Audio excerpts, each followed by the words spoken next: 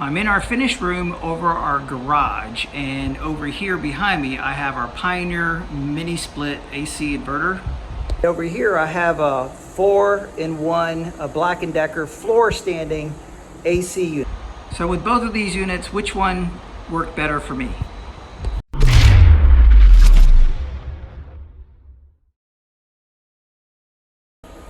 This Pioneer mini split is about $1,100 and has 18,000 BTU of cooling power. And this is what it looks like installed on the outside unit. And this Black & Decker floor standing unit cost about $600 and has 14,000 BTU of cooling power.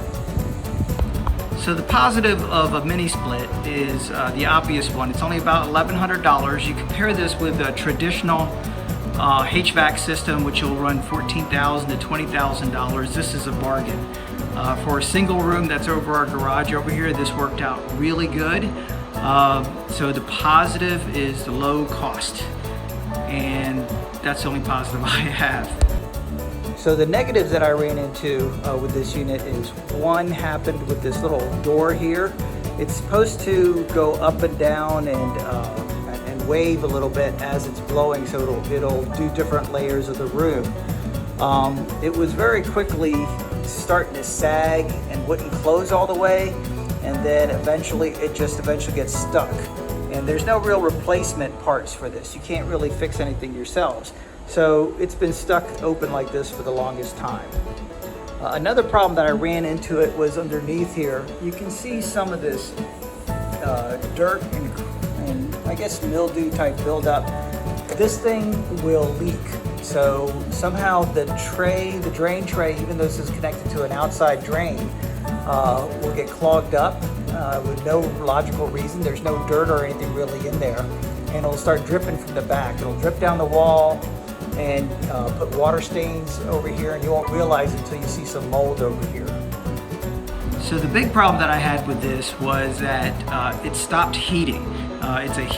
It's used for heat as well as cooling, and this past winter we realized it stopped blowing hot air. And working with their support team, actually I had to pay somebody to come out, an HVAC technician, to look at it.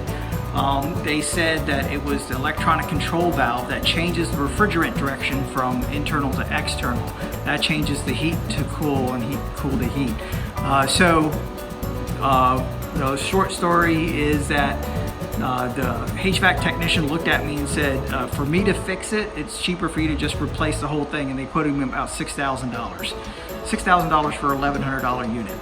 So I found another HVAC technician that would fix the part itself, but it would be about $2,300 to fix the part itself, or $6,000 to just replace it.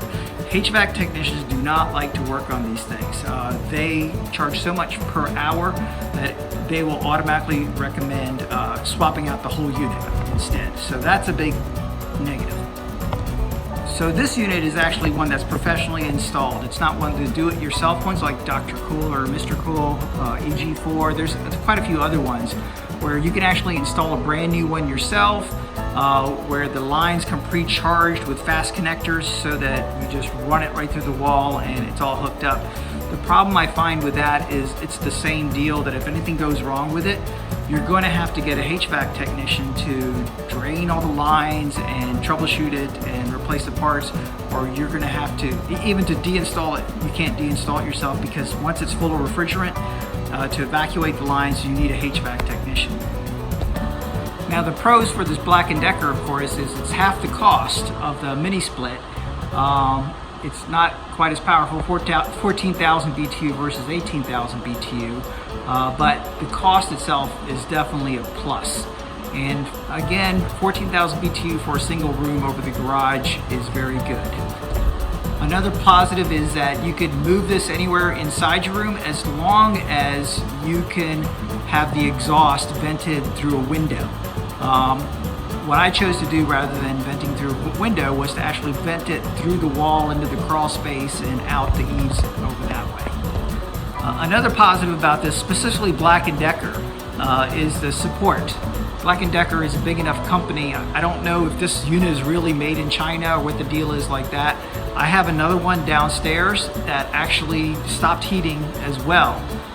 It was a few months past the 1-year warranty on it, and Black & Decker went ahead and offered to replace it for free.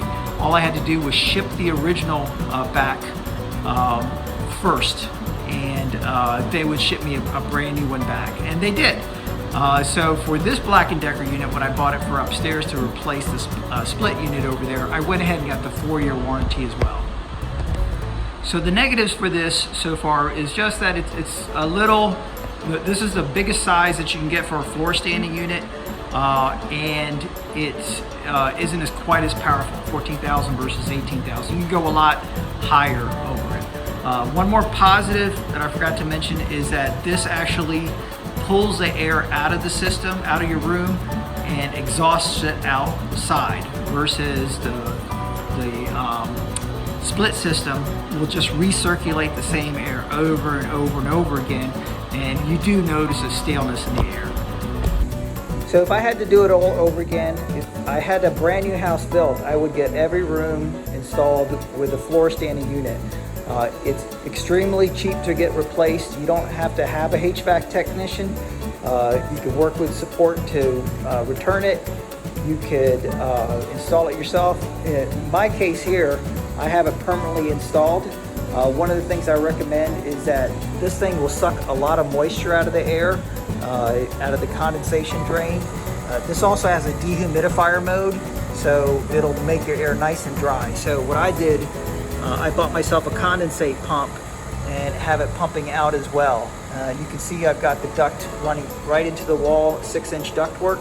And if we look at my crawl space over here, you can see both the duct and the line, the drip line, condensate line going out over to the eaves trough, and exiting out the eaves trough, and then the condensate line, I've got a pipe that goes all the way down to the ground as well. So everybody's situation is a little different. Everybody's experience is going to be a little bit different, but I would never ever do a mini split system again. If I have a huge house, most likely a traditional HVAC system, which you're going to have a HVAC technician come in all the time. But otherwise, if I could get away with it, always go with a floor standing unit. Much cheaper, easier to do. You don't have to deal with HVAC guys.